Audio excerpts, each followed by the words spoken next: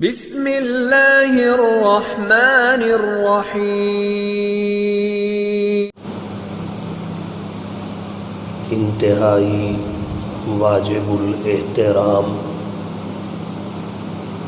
معزز سامعین کرام، 1444 ہجری کے ماہ رمضان کا آخری جمعہ اور 30واں روزہ ہے۔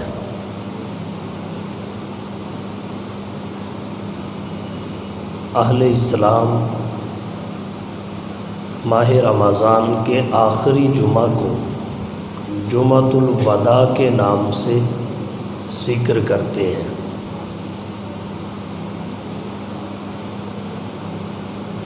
ہمارے معاشرہ میں جمعۃ الوداع کی جانب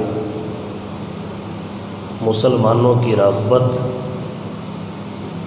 پہلے جمعوں سے زیادہ ہوتی ہے۔ سوال یہ ہے، کیا جمعۃ الوداع کو ماہ رمضان کے پہلے جمعوں پر کوئی فضیلت اور فوقیت حاصل ہے یا نہیں ہے؟ اس کے جواب میں فقط اتنا کہنا چاہوں گا کہ یہ شرعی مسئلہ نہیں ہے، نہ کسی نص سے ایسا کچھ ثابت ہے۔ جیسے ماہ رمضان کا پہلا، دوسرا، تیسرا اور چوتھا جمعہ ہوتا ہے، اسی طرح یہ 5واں جمعۃ الوداع ہے۔ سارے جمعے ماہ رمضان میں ہیں، ان میں کوئی بھی ایسا نہیں ہے جس کی اہمیت کم ہو۔ البتہ جمعۃ الوداع کی جانب میلان، رغبت اور توجہ اس وجہ سے زیادہ ہوتی ہے کہ یہ رمضان کے بالکل آخر میں ہوتا ہے۔ ماہ رمضان کا اگلا جمعہ پانے کے لیے 1 سال انتظار کرنا پڑتا ہے۔ مدت طویل ہونے کی وجہ سے کچھ نہیں کہا جا سکتا اگلے رمضان کا جمعہ قسمت میں ہے یا نہیں ہے، مقدر اور نصیب کی بات ہے۔ جمعۃ الوداع میں ہمارے معاشرہ میں ایک بدعت اور باطل رسم چل نکلی ہے، اس کا ذکر کرنا ضروری سمجھتا ہوں۔ عوام میں یہ بات معروف ہو چکی ہے، اگر کسی شخص نے سابقہ زندگی میں نمازیں پوری نہ پڑھی ہوں، اس کی نمازیں رہتی ہوں، قضا ہو گئی، ان کو قضا کرنا، پڑھنا اس کے لیے مشکل ہو رہا ہو، تو آسان طریقہ عوام میں یہ معروف ہو گیا کہ جمعۃ الوداع کو 2 رکعت یا 4 رکعتیں اکیلے یا امام کے ساتھ پچھلی فوت شدہ نمازوں کے لیے پڑھ لیں، یا 1 سال کی نمازوں کی نیت کر کے ادا کر لے، اس کا نمازوں والا کوٹا پورا ہو جائے گا۔ عمر بھر کی نمازیں یا 1 سال کی نمازیں، یہ کوٹا پورا ہو جائے گا۔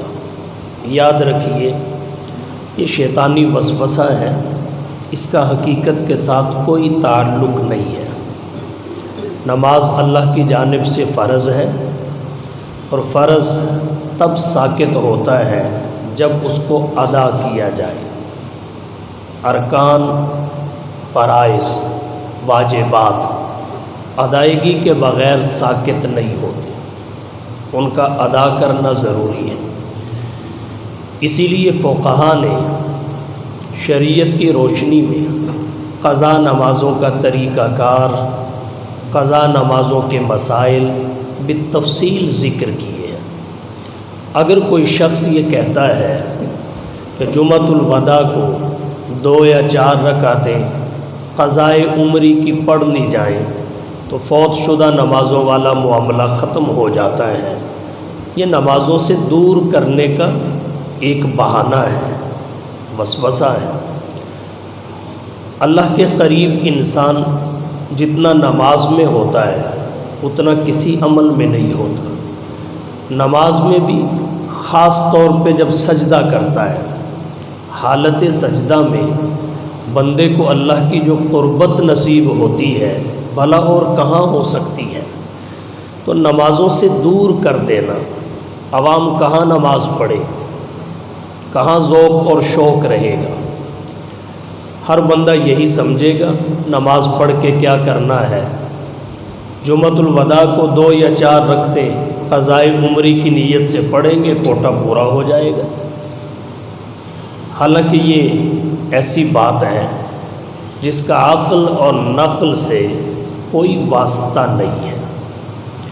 جناب نبی کریم صلی اللہ علیہ وسلم کی ایک حدیث ہے، ابو داود شریف، باب فی من نام عن صلاۃ او نسیها فلیصلیها اذا ذکرها میں۔ راوی حضرت ابو ہریرہ رضی اللہ تعالی عنہ ہے، کہتے ہیں ہم غزوہ خیبر سے واپس پلٹے، جناب نبی کریم صلی اللہ علیہ وسلم اپنے صحابہ کے ساتھ غزوہ خیبر سے واپس پلٹے، رات بھر سفر کیا، آخری پہر تھا۔ حضور صلی اللہ علیہ وسلم نے ایک مقام پر پہنچ کر حکم دیا کہ یہاں تھوڑا آرام کر لیں، نماز فجر کے بعد دوبارہ سفر کا آغاز ہو۔ صحابہ کرام نے پڑاؤ ڈال لیا، سونے کی تیاری کی، سو گئے۔ آپ نے حضرت بلال کو ذمہ سونپا کہ آپ رات کو پہرا دیں گے، نماز فجر کے لیے جگانا اور بیدار کرنا آپ کے ذمے ہے۔ حضور صلی اللہ علیہ وسلم بھی سو گئے، صحابہ بھی سو گئے۔ حضرت بلال کچھ لمحے ادھر ادھر پھر کر پہرا دیتے رہے، بالآخر بیٹھے، کجاوے سے ٹیک لگائی، اونٹ سے ٹیک لگائی، اور وہ بھی سو گئے۔ نتیجہ یہ نکلا نماز فجر کے لیے کوئی بھی بیدار نہ ہو سکا، سب کی نماز فجر جاتی رہی۔ جب سورج بلند ہوا، اس کی کرنوں نے رخسار نبوت کے بوسے لیے، تو سب سے پہلی شخصیت جو بیدار ہوئی وہ حضور کی ذات گرامی تھی۔ آپ صلی اللہ علیہ وسلم نے فوراً حضرت بلال کو پکارا۔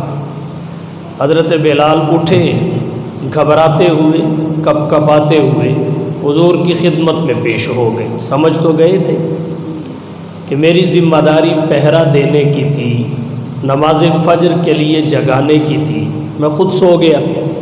تو آتے ہی ہاتھ باندھ دی، عرض کیا حضور معذرت چاہتا ہوں، اخذ بنفس الذی اخذ بنفسی کا، مجھے بھی اسی ذات نے سلا دیا جس نے آپ سب کو سلائے رکھا۔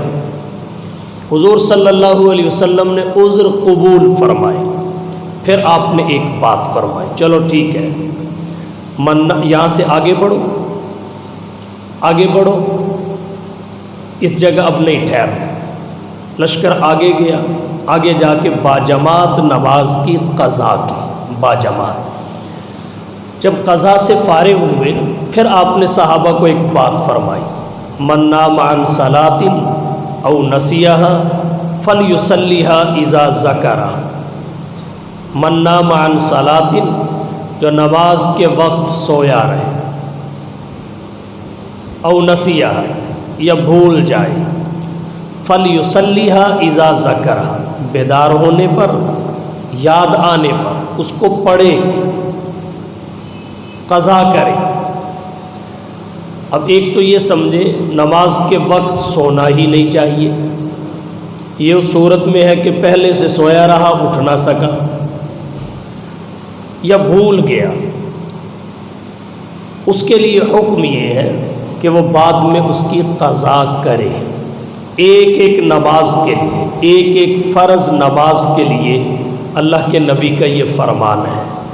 اگر ایسا کوئی آپشن ہوتا قضاء عمری والا، جمعۃ الوداع کو 2 یا 4 رکعتیں پڑھ کر سال بھر کی نمازوں کا کوٹا پورا کرنے والا، تو اللہ کے نبی اس کا بھی تو ذکر کرتے، کہیں نہ کہیں تو اس کا ذکر ہوتا۔ تو سمجھ لیں یہ ڈھکوسلا ہے، اس کا حقیقت کے ساتھ کوئی تعلق نہیں ہے۔ عوام الناس اس سے نکلیں، نمازوں کی پابندی کریں، نمازوں کا اہتمام کریں۔ اور یہاں ایک بات اور ذکر کرنا چاہوں گا، اہل علم نے لکھا ہے اگر کسی کی بلوغت کے بعد زمانہ ماضی میں نمازیں رہ گئی ہوں، فوت ہو گئی ہوں، اس کے لیے نوافل پڑھنے سے بہتر ہے کہ وہ نمازوں کی قضا کرے، کیونکہ نوافل سے بھی فرض نمازوں کا نقصان پورا کیا جائے گا۔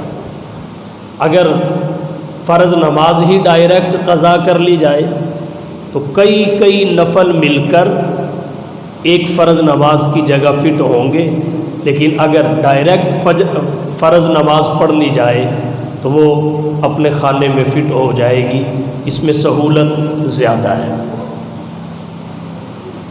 ایک مسئلہ یہاں اور عرض کر دیتا ہوں، آج ماہ رمضان کی کنفرم آخری تاریخ ہے، اس میں دوسرا احتمال نہیں ہے کیونکہ 30واں روزہ ہے۔ قمری اعتبار سے مہینہ ہوتا ہی 30 دنوں کا ہے، 31 کا ہوتا ہی نہیں، تو کنفرم آج رمضان کی آخری تاریخ ہے۔ مغرب سے مہینہ تبدیل ہو جائے گا، اگلا مہینہ شروع ہوگا جسے شوال کہتے ہیں۔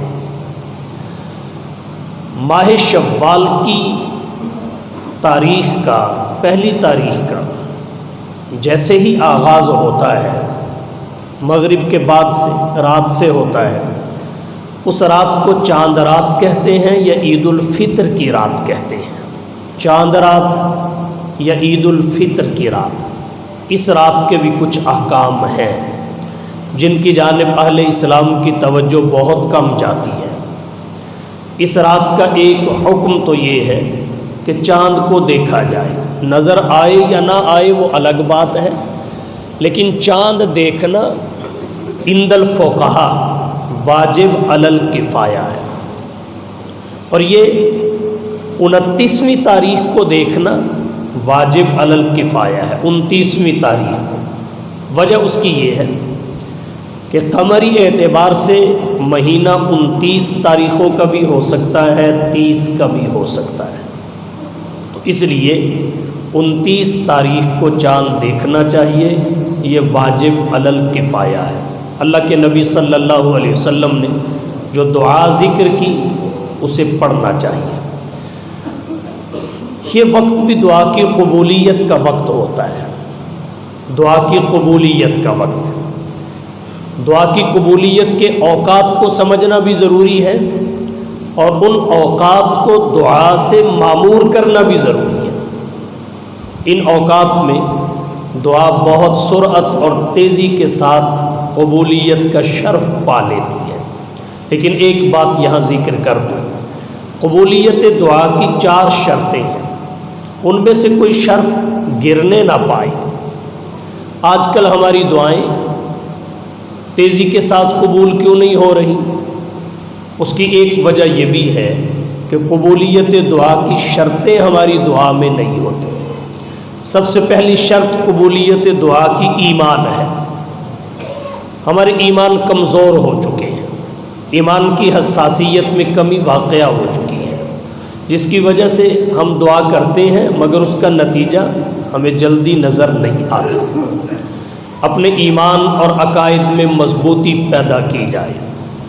دوسری شرط کیا ہے؟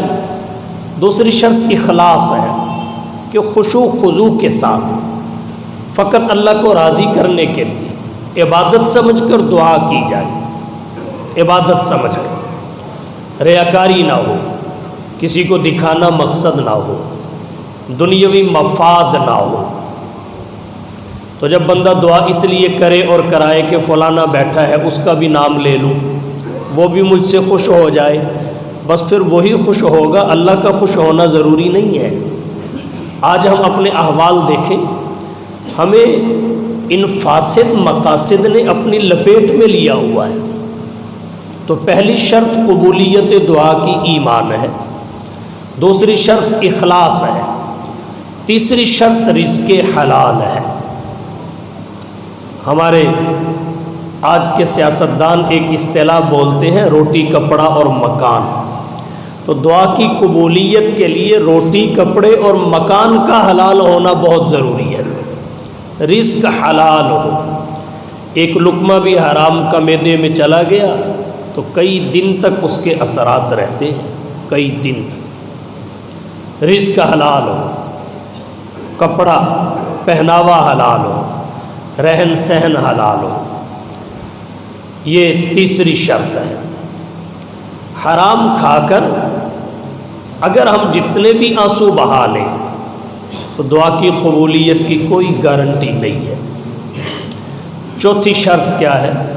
توجہ اور انہماک،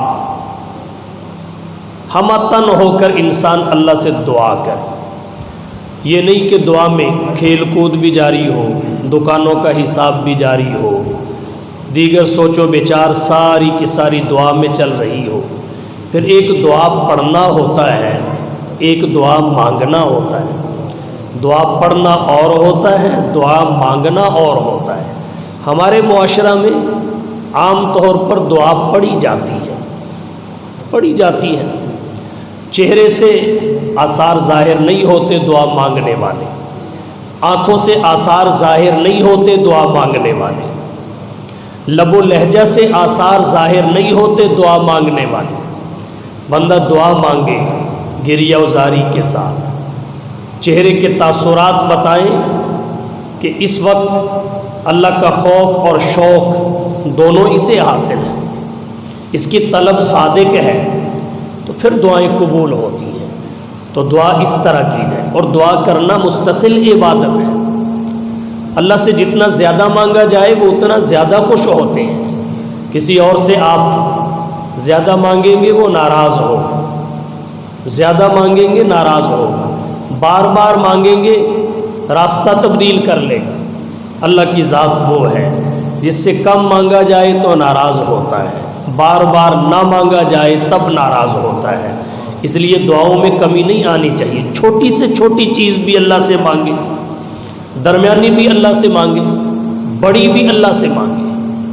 اللہ سے مانگ کر اسباب اختیار کریں، اس کی تحصیل انتہائی آسان ہو جاتی ہے، سہولت کے ساتھ انسان اپنے مقصود اور مطلوب تک پہنچ جاتا ہے۔ تو بہرحال یہ چاند رات ہے، یہ عبادت کی رات ہے، قبولیت دعا کی رات ہے۔ چاند دیکھیں، اور پھر ایک بات اور عرض کر دوں، اس رات کو حدیث مبارکہ میں فضیلت والی رات قرار دیا گیا ہے۔ امام جلال الدین سیوطی رحمۃ اللہ علیہ نے الجامع الصغیر میں حدیث ذکر کی، حضرت معاذ رضی اللہ تعالی عنہ راوی ہیں، جناب نبی کریم صلی اللہ علیہ وسلم نے فرمایا، من احیی اللیالی الاربع وجبت لہ الجنہ، جو شخص 4 راتوں کو شب بیداری کرے، 4 راتوں کو شب بیداری کرے، اس کے لیے جنت ثابت ہو جاتی ہے، جنت اس کے لیے واجب ہو جاتی ہے۔ وہ 4 راتیں کون سی ہیں؟ حضور صلی اللہ علیہ وسلم نے فرمایا لیلۃ الترویہ، ایک ترویہ یعنی ذو الحج کی 8ویں رات، ولیلۃ عرفہ، نمبر 2 عرفہ کی رات، ذو الحج کی 9ویں رات، نمبر 3 ولیلۃ النحر، عید الاضحیٰ کی رات، نمبر 4 ولیلۃ الفطر، عید الفطر کی رات، یہ جو آج مغرب سے شروع ہوگی، بلکہ ایک حدیث مبارکہ میں اسے لیلۃ الجائزہ قرار دیا گیا۔ لیلۃ الجائزہ، جائزہ عربی میں انعام کو کہتے ہیں، یہ انعام اور صلے کی رات ہے۔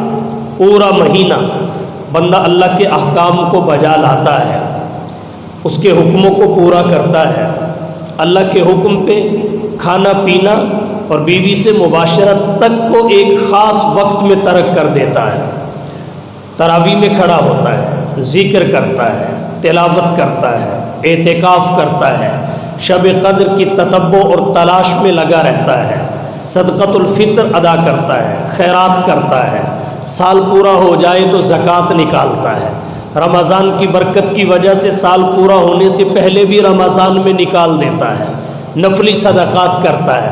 تو بہت ساری عبادات اس ایک مہینہ میں جمع ہو جاتی ہیں۔ یہ گویا اللہ کے حکموں کو پورا کر کے انسان مزدوری کرتا ہے۔ جب چاند رات آتی ہے جسے عید الفطر کی رات کہتے ہیں، یہ صلہ ملنے کی رات ہے، مزدوری ملنے کی رات ہے، تو کتنا احمق اور بیوقوف ہوگا وہ مزدور جو پورا مہینہ مزدوری کرے، محنت کرے، اور جب مزدوری ملنے کا وقت آئے تو بازار میں نکل جائے، دائیں بائیں ہو جائے، غائب ہو جائے۔ اسے عقل مند کوئی نہیں کہتا۔ یہ جو ہم نے پورا مہینہ کام کیا ہے، اللہ کے حکموں کو پورا کیا ہے، اس کا اجر ملنے شروع ہونے والی ہے۔ تو میں کہوں گا پورا مہینہ روزے رکھ کے، تراویح پڑھ کے، آخری عشرہ کا اعتکاف کر کے، شب قدر کی تلاش میں تاک راتوں کو جاگ کر مسجد سے نکلتے ہی بازاروں کا طواف شروع نہ کر دینا، شاپنگ کے نام پر اپنے چہرے کی رونق اور نور کو گھٹا نہ دینا۔ اللہ کے نبی صلی اللہ علیہ وسلم نے ویسے بھی بازاروں کو ناپسندیدہ ترین جگہیں قرار دیا ہے، یہاں ضرورت کے تحت جانا چاہیے، تفریح کے لیے نہیں۔ اللہ کے نبی صلی اللہ علیہ وسلم نے فرمایا ان احب البلاد الی اللہ مساجدها وابغض البلاد الی اللہ اسواقها۔ یہ میرے اور آپ کے نزدیک نہیں، اللہ کے نزدیک سب سے پسندیدہ جگہیں شہروں کی مسجد کی جگہیں ہیں، سب سے ناپسندیدہ جگہیں بازار ہیں۔ تو جہاں تک ممکن ہو بازاروں سے اجتناب کیا جائے، احتیاط کی جائے۔ بہت سارے ہمارے دوست وہ تفریح کے لیے، انجوائے کے لیے، لطف اندوزی کے لیے عید رات بازاروں کی نظر کر دیتے ہیں۔ یہ بڑے خسارے اور گھاٹے کی بات ہے۔ یہ رات بازاروں میں گھومنے کی رات نہیں ہے، یہ بھی عبادت کی رات ہے، یہ بھی نوافل پڑھنے کی رات ہے، یہ بھی تلاوت کی رات ہے، یہ بھی ذکر اذکار کی رات ہے۔ اور کچھ نہیں کر سکتے تو گھر میں رہ کے عید کی تیاری کریں، گھر میں رہ کے عید کی تیاری کریں، اپنی حجامت کریں، اپنے جو صاف کرنے والے بال ہیں ان کو صاف کریں، اپنے ناخن تراشیں، صدقۃ الفطر ادا کریں۔ تو یہ رات ضائع کرنے کی رات نہیں ہے۔ حدیث مبارکہ میں اسے فضیلت والی راتوں میں شمار کیا گیا ہے۔ ایک بات اور ذکر کروں گا جو آج کی گفتگو میں ذکر کرنا ضروری ہے، وہ ہے صدقۃ الفطر۔ صدقۃ الفطر یہ صاحب نصاب روزہ داروں کے لیے ادا کرنا ضروری ہے۔ قرآن کریم میں اس کی فضیلت آئی ہے، احادیث مبارکہ میں اس کے مقاصد کا ذکر کیا گیا ہے۔ میں نے 30ویں پارہ سے قرآن کریم کی آیات تلاوت کی۔ قد افلح من تزکا وذکر اسم ربہ فصلی۔ اللہ قرآن میں فرماتے ہیں کامیاب ہوا وہ شخص من تزکا، جس نے پاکی حاصل کی۔ قد افلح من تزکا، تحقیق کامیاب ہو گیا وہ شخص جس نے اپنا تزکیہ کیا۔ وذکر اسم ربہ، اپنے رب کا ذکر کیا۔ فصلی، پھر نماز پڑھی، اپنے رب کا ذکر کیا پھر نماز پڑھی۔ قرآن کریم کی ان آیات سے کیا مراد ہے؟ شیخ الاسلام والمسلمین علامہ شبیر احمد صاحب عثمانی رحمہ اللہ نے تفسیر عثمانی میں لکھا ہے کہ یہاں اللہ تعالیٰ نے 3 کاموں پر کامیابی اور فلاح کی بشارت دی ہے۔ 3 کام کرنے پر کامیابی اور فلاح کی خوشخبری سنائی ہے۔ وہ 3 کام کون سے ہیں؟ ایک صدقۃ الفطر کو ادا کرنا، نمبر 2 عید کی تکبیرات کہنا، نمبر 3 نماز عید پڑھنا۔ ان 3 کاموں پر کام کرنے والے کے بارے میں اللہ نے فرمایا قد افلح، یہ شخص کامیاب ہو گیا، فلاح پا گیا۔ شیخ الاسلام والمسلمین علامہ شبیر احمد صاحب عثمانی رحمہ اللہ فرماتے ہیں قد افلح من تزکا۔ من تزکا، یہ تزکا زکوٰۃ سے ہے اور اس سے مراد زکوٰۃ الفطر ہے، جسے ہم صدقۃ الفطر کہتے ہیں۔ نمبر 2 ذکر اسم ربی، اپنے رب کا ذکر کرنے سے مراد عید کی تکبیریں ہیں۔ فصلی سے مراد نماز عید ہے۔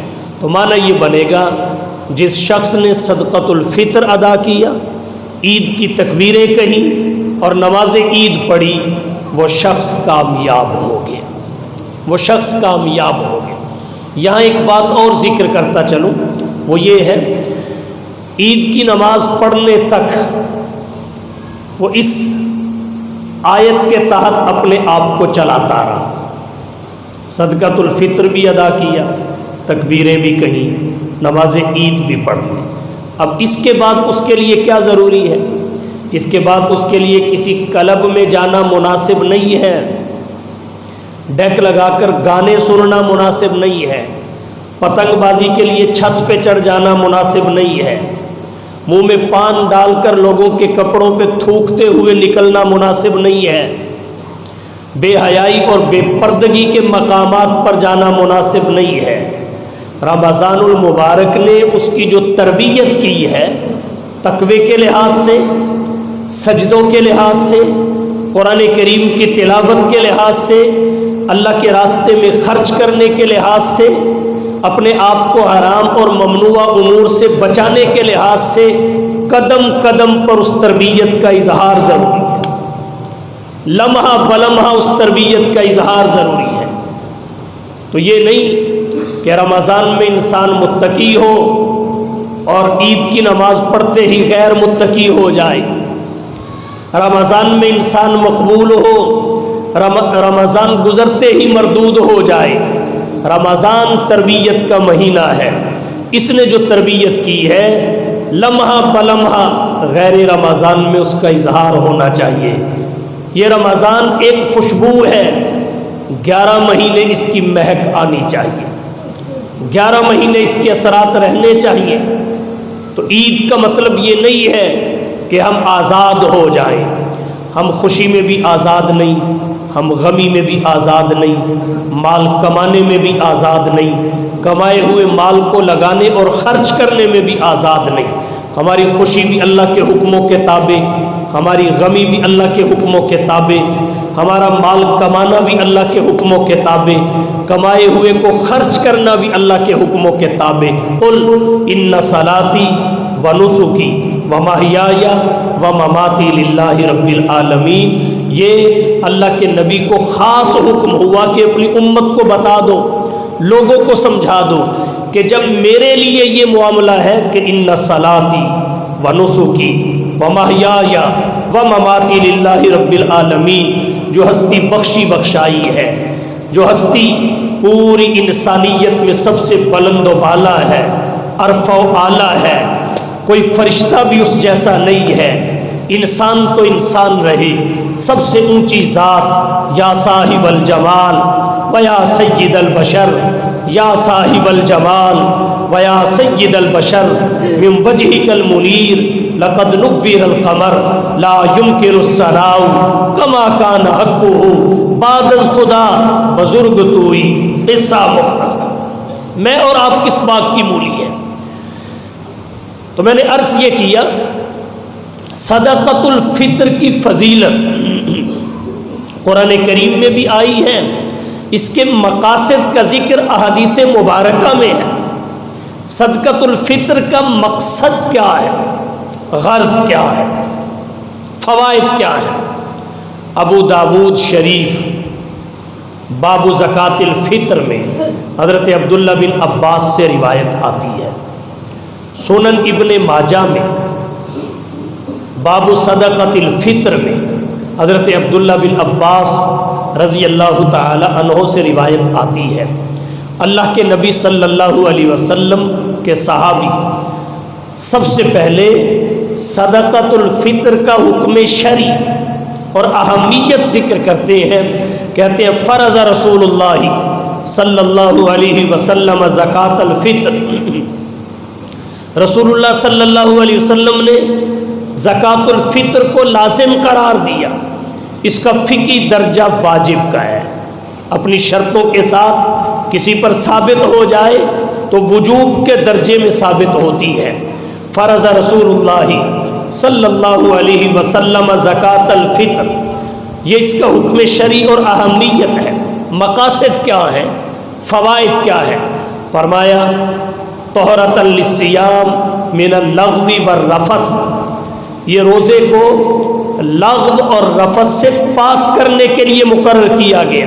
صدقۃ الفطر روزے کو کوتاہیوں اور کمیوں سے پاک کرنے کے لیے، روزے کی کوتاہیوں اور کمیوں کو دور کرنے کے لیے لازم کیا گیا۔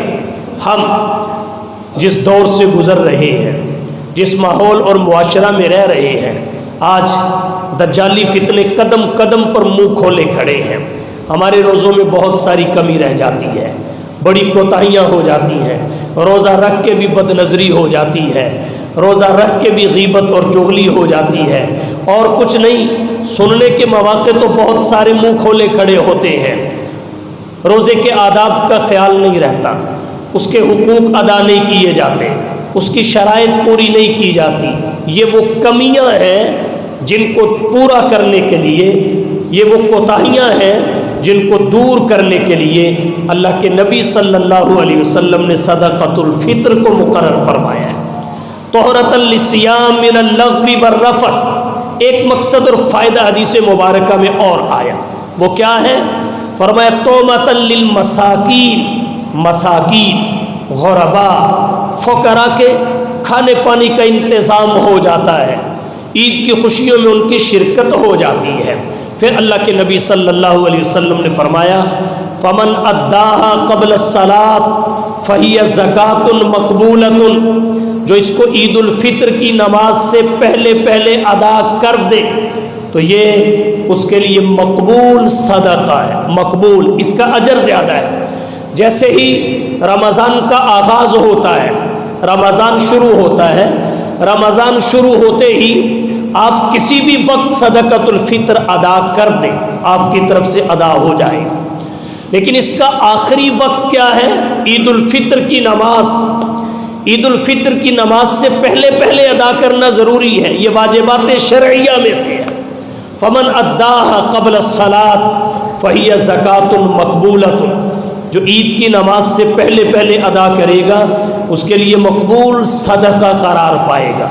ومن اداہا بعد الصلاۃ فہی صدقۃ من الصدقات، جو عید کی نماز کے بعد ادا کرے گا پھر اس کے لیے یہ عام صدقہ ہوگا، اس کا اجر وہ نہیں ہوگا جو عید کی نماز سے پہلے ادا کرنے کی صورت میں ملتا ہے۔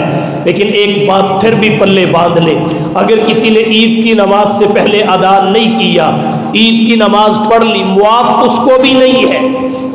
جب اپنی شرطوں کے ساتھ اس پر واجب ہو جاتا ہے تو معافی نہیں ہے، ادا پھر بھی کرنا ہوگا، لیکن اس کا اجر و ثواب وہ نہیں رہے گا جو عید کی نماز سے پہلے ادا کرنے سے ملتا ہے۔ اس لیے اس عبادت کا خاص اہتمام کرنا چاہیے۔ یہاں ایک بات اور عرض کرتا ہوں، اس کے فوائد بہت سارے ہیں، ان کا خلاصہ ذکر کرنا چاہوں گا جو بہت ساری کتابوں سے اخذ کر کے آپ کی توجہ کی نظر کرنا چاہتا ہوں۔ صدقۃ الفطر کے ادا کرنے کے فوائد کیا ہے؟ نمبر 1، حکم شرعی کی تعمیل ہوتی ہے۔ نمبر 2، فلاح اور کامیابی یقینی ہو جاتی ہے۔ نمبر 3، تزکیہ اور طہارت حاصل ہوتی ہے۔ نمبر 4، غرباء فقراء اور مساکین کی ضروریات زندگی پوری ہوتی ہیں۔ نمبر 5، مشکلیں آسان ہو جاتی ہیں۔ نمبر 6 رزق میں برکت ہوتی ہے، نمبر 7 موت کی سختی ٹال دی جاتی ہے، نمبر 8 قبر کا عذاب تخفیف کر دیا جاتا ہے، ہٹا دیا جاتا ہے، اور اس کے بہت سارے فوائد ہیں۔ تو صدقۃ الفطر ادا کرنا ہر شخص ضروری سمجھے۔ اور اس کا ایک فائدہ یہ بھی ہے کہ نیکی میں رغبت پیدا ہوتی ہے۔ ایک فائدہ یہ بھی ہے صدقۃ الفطر کی ادائیگی کا کہ اگر دینی امور میں، دینی مصارف میں خرچ کیا جائے، جیسا کہ مدارس ہیں، تو دین کی اشاعت کا اجر و ثواب بھی بندے کو مل جاتا ہے۔ ادا کس نے کرنا ہے یہ بات ذہن میں رکھیں۔ عید کی صبح سے پہلے جس کے پاس بھی اتنا مال آ گیا جو مقدار نصاب کو پہنچتا ہو، اس پر صدقۃ الفطر کی ادائیگی واجب ہو جاتی ہے، اپنی طرف سے بھی اور اپنی ایسی نابالغ اولاد کی طرف سے جو مالدار نہیں ہے۔ اگر اولاد مالدار ہے لیکن ہے نابالغ تو پھر اس کی مرضی، ان کے مال سے ادا کرے تب بھی ٹھیک، اور اگر اپنی طرف سے ادا کرے تب بھی ٹھیک۔ اپنی طرف سے ادا کرے گا، اپنی اس نابالغ اولاد کی طرف سے ادا کرے گا جو مالدار نہیں ہے۔ اگر اولاد ہے نابالغ مگر مالدار ہے، اسے ہدیے میں کہیں سے مال آ گیا، والدہ فوت ہوئی وراثت میں مل گیا، کسی اور طرف سے آ گیا، مالدار ہے، تو اب ان کے مال سے ادا کرے تب بھی ٹھیک، اپنی طرف سے ادا کرے تب بھی ٹھیک۔ رہی بالغ اولاد اور بیوی، ان دونوں کا ادا کرنا بندے پہ لازم نہیں ہے، لیکن اگر ادا کر دے تو ان کو اطلاع کر کے ادا کرے تو ادا بھی ہو جاتا ہے، ان کو بتا کر ادا کر دے ادا ہو جاتا ہے۔ تو صدقۃ الفطر ضرور ادا کیجئے، عید کی نماز سے پہلے ادا کیجئے، بھلے آج رمضان کی بابرکت گھڑیوں میں ادا کر دیجئے۔ تو یہ وہ ضروری امور تھے جنہیں آج کی گفتگو میں شامل کرنا ضروری تھا۔ اللہ تعالی ہم سب کو دین سمجھنے اور اس پر عمل کرنے کی توفیق بخشے۔ نماز عید الفطر انشاءاللہ العزیز اس مسجد میں 6:45 بجے ادا کی جائے گی، 6:45 بجے۔ آپ 6 بجے تک سب کے سب مسجد میں تشریف لے آئیں تاکہ پونا گھنٹہ آپ کے سامنے کوئی گفتگو ہو سکے، آپ سے بات کی جا سکے، عید کے مسائل یا کوئی بھی عنوان جو ہماری ضرورت کا ہو اسے آپ کے سامنے رکھا جا سکے، آپ اسے سنیں سمجھیں۔ تو 6 بجے تک تشریف لے آئیں۔ صدقۃ الفطر اور زکوٰۃ کی ادائیگی کے لیے آپ حضرت سے رابطہ کر لیں اور اپنی رسید کٹوا کے بر وقت اس فرض سے عہدہ برآ ہوں۔ وآخر دعوانا ان الحمد للہ رب العالمین۔